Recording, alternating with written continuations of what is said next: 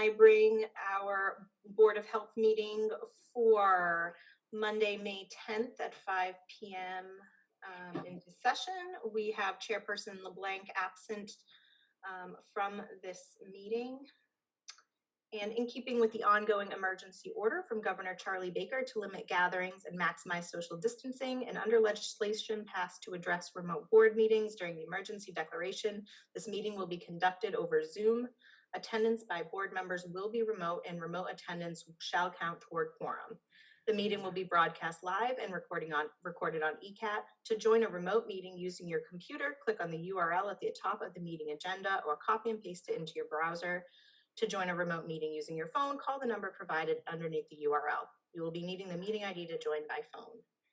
And if any listeners have any questions, to write in the chat box, please add your name and address so we know with whom we are speaking. And the first item on our agenda is to approve the minutes from our last meeting dated April 26th, 2021. Motion to accept minutes is noted. Seconded. All those in favor? Zayas, yes. Mills, yes. Excellent. And next on our agenda is we have a variance request for 5 Kimberly Drive, requesting a variance from the minimum setback distances to reduce the 10-foot distance from a cellar or slab foundation to 5.8 feet. Okay, and I've just promoted the design engineer, Frank Gallagher, to the panel. Frank, you can unmute and turn your camera on anytime you'd like. Okay. Hi there. Hello. So, yeah, the plan we put in front of you is it's actually a plan just for an addition, and really what they're doing is they're taking down a portion of the rear of their house and they're rebuilding it. And when in doing all of that, they wind up with the septic tank less than 10 feet away from the foundation. Honestly, right now it's existing that way as it is with you know, the portion of the building that they're going to tear down is actually that's less than 10 feet from the septic tank as it is. And it's a septic tank and then a pump chamber to a leaching field. So what we'd like to do is just when they put in the foundation for the new addition that they have at this property, we would like to just put an impervious barrier along the outside edge of the foundation. And when everything's said and done, the septic tank will be 5.8 feet away from that foundation rather than the 10 that's required. But again, like I say, it's an existing condition that's already less than 10 feet. And with the new work, we'll at least be able to put in an impervious barrier up against the new foundation. And then also the, you know, the tank itself is actually going to wind up being lower than the slab that's going to be poured for this foundation. So the likelihood that anything could, you know, seep through is really pretty remote. But rather than have the people have to take out the existing tank and move that, we're just asking that the board would give this variance instead. So it sounds like this is almost a safeguard as opposed to, like, it's a safeguard as opposed to where it is today, correct? It is. It'll, you know, actually with the addition, it allows us to put that impervious barrier there, which, you know, it doesn't exist right now, even though, even under current conditions, the distance is less than 10 feet to the tank. So. And Kristen and Tim, no health issues related to this? No objections. As Frank stated, it's a pre-existing condition. This actually kind of brings, by going through these steps, we're bringing it into complete compliance. And as Frank said, basically, you know, the tank is down here and the slab is still up here. So, you know, but we're gonna have the barrier in place. I have no objection. Tim, did you have any comments? No, it's 5.8 feet away from the addition to the tank, so. I'm fine with making a motion to approve for 5 Kimberly. Seconded, all those in favor? Zias, yes. Mills, yes. Excellent. Your variance has been granted. Thank you very much. Have a nice evening. You as well. Good, thank you. Good night. Thanks, Frank.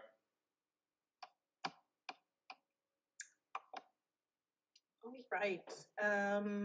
The next item on our agenda is a discussion with the coronavirus COVID-19 update. And that falls to me. Due to some technical difficulties, I don't have the half a dozen of slides that I normally present to you, but there isn't much that has changed. Well, there is some things that have changed, but they've all changed for the positive. As you'll recall, we've been carefully watching the number of cases that we have reported for every 2-week period, and then it bumps forward and it bumps forward, but we're always looking at 2 weeks prior, from a Saturday through a Sunday, from a Sunday through a Saturday. And we're always at least about a week behind in the reporting because of the time it takes to get these numbers together. We had consistently seen through March and into April that we had been at 120, 119, 118 for that 2-week period. And then from 411 to 424, we started to see a little bit of a decline that was encouraging, and we went to 113. Last week's numbers that came out, which reflected the number of positive cases between 418 and 51, dropped to 71, which is quite significant compared to what the numbers we had been looking at and we had kind of been steady at. So that's very encouraging. That also took us from a percent cases of 30 per 100,000-ish down to 21 per 100,000-ish. So we're moving definitely in the right direction. As we look at what's going on with the state as of today, we are moving. There are some more reopenings that are coming online, which are also a testament to where the numbers are looking and how the numbers are moving in the right direction. As of today, amusement parks can open to 50% capacity, water parks, theme parks, after they submit safety plans to the Department of Public Health.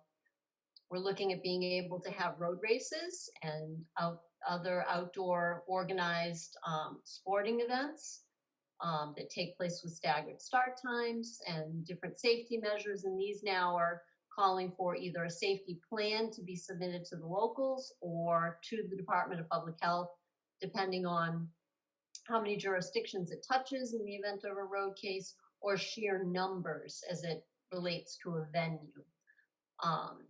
We're also seeing some indoor stadiums, outdoor stadiums move from 12% capacity to 25% capacity. So basically, as of today, the number of Red Sox tickets available for this week's homestay doubled, which is nice. Youth and amateur sport tournaments are allowed to do a couple of different things. Now the high-risk sports can actually do tournaments, which were not previously allowed. Singing is now permitted indoors. There are some strict social distancing requirements for performance venues, restaurants, and other event venues. But once again, people can sing indoors.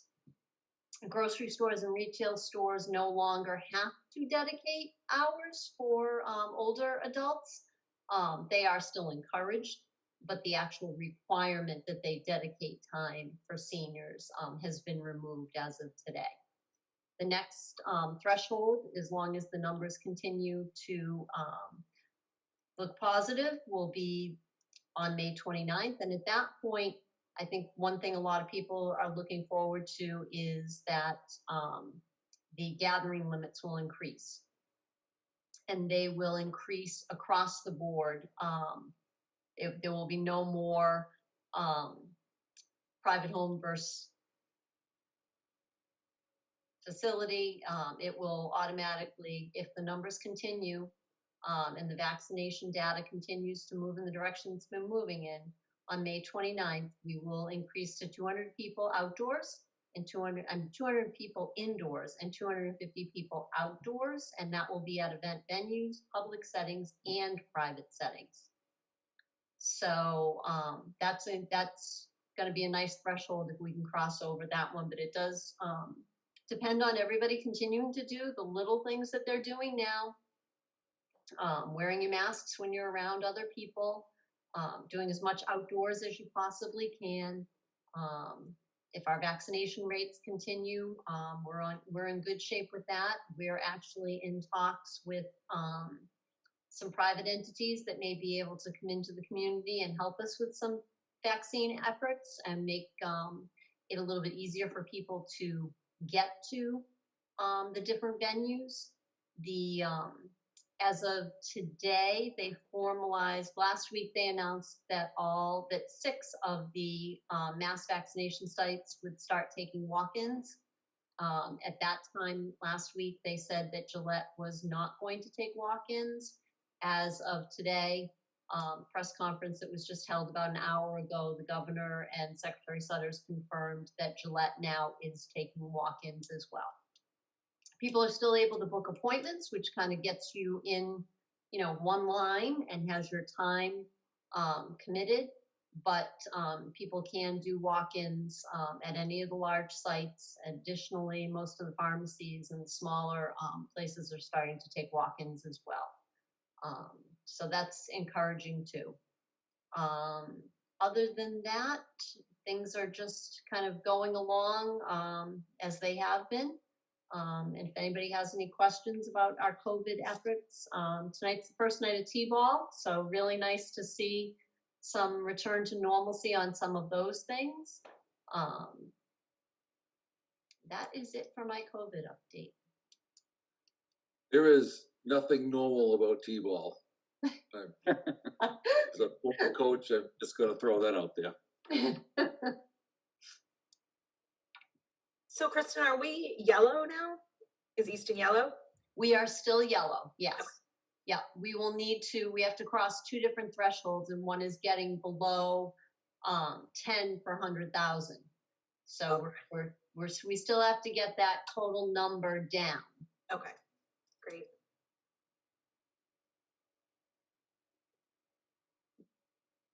All right, next on the action discussion list is arborvirus, tick-borne and mosquito-borne illnesses. So, as you know, we just keep this on the agenda pretty much as we enter the spring and go forward. At our last meeting, Priscilla Manton was here to deliver an update. We're still working on getting that tied to our website so that it's easily accessible. We're also working on the possibility of getting a buck slip out, which is that little insert that comes in one of your town bills. It's about 1/3 of a page. Most recently, people will remember that they got one regarding how to maintain their septic systems. We're looking at that as possibly being an avenue to get some information out to homeowners on how to reduce mosquito populations in their own yards. And what steps that individuals can take to limit their risk to being bitten by mosquitoes that potentially would be carrying either Tripoli or West Nile virus as we get later into the season. The larviciding of the helicopter, I believe, went up at the end of last week and completed the larviciding. So we'll keep our fingers crossed that we have a lot of mosquitoes that were stopped from hatching by that effort. And we will continue to keep this on the agenda and update the board as anything changes as we go forward. Excellent. All right, and it looks like we also have 2 Betterment applications. The first is for 19 Whitman's Brook. Yes, so this homeowner, they have breakout occurring there. So they have their approved plans, they're all in. They're just seeking $30,000 for the loan. They're in good standing with the town and their bills. Great. Vote to approve 19 Whitman's Brook for the Betterment. Seconded. All those in favor? Zayas, yes. Mills, yes. All right, and then we also have another betterment application for 37 Kennedy Circle. Okay, this system's in failure as well per a letter from Title V inspector. They're seeking the maximum 45,000. There is one slight issue with their excise tax for this right now, although other bills have been paid and are up to date. So I'm not sure if you want to grant this today and or push it off to next month, or Can we or grant pass it, condition? or pass it with the expectation that they're going to pay their excise tax. It's a logistic issue. It's Sometimes if you lease a car with excise tax, it gets so delayed and screwed up and it gets lost in the cracks. I've seen that before, but I'm very comfortable with making a motion to approve conditionally upon the correction of their excise tax issues. Seconded. okay. Yeah, I checked with them. They just told me about an hour ago before the meeting that this is just the one little Yeah, hold up. there's no sense making people wait on something like that. They don't. All those in favor? Size, yes. Mills, yes. All right, excellent. Anything else to discuss? No, and I just checked the question and answer. There's nothing that has been entered into the question and answer. I am checking the chat as well, even though we don't use the chat, but I believe you might have said the chat feature. No, So I just checked both, and there is nothing. What's everyone's feeling, not to interrupt Kristen, now that, knock on wood, the coronavirus has started to dwindle, that we consider going back to once a month? I feel bad for you guys that you have to take time out for this stuff, and I think that we did our meetings, we increased them bi-weekly to get some better updates and avoid confusion with coronavirus. And I think now that, we can always have an emergency meeting if there's a vicious mosquito outbreak or something that needs to be dealt with. And I'm also, just something to think about. And in 2 weeks, maybe when Lynn's here, we just make that decision, but just put it on the stove and let it simmer. But I'm completely fine if everyone else is going back to once a month. Not that I don't enjoy this is riveting, but It's up to you. If you want to make a motion to go back to the normal meeting schedule, knowing, with the understanding that if communication is lacking, or, if there's anything you guys need to know, we generally get it out there, and we can always add a meeting. Yeah, out of respect for Lynn, I'll let her weigh in on it in 2 weeks. Okay, Because we don't have that meeting on the schedule, but maybe tell Nikki not to schedule anything else until that next meeting, because maybe we'll just go back to monthly. Understood. Works. Okay, motion to adjourn. seconded. All right, adjourning the meeting at 5:19 p.m. All right. Thank you both. Yeah. Thank Thank Tim. you. All right, bye-bye. Bye.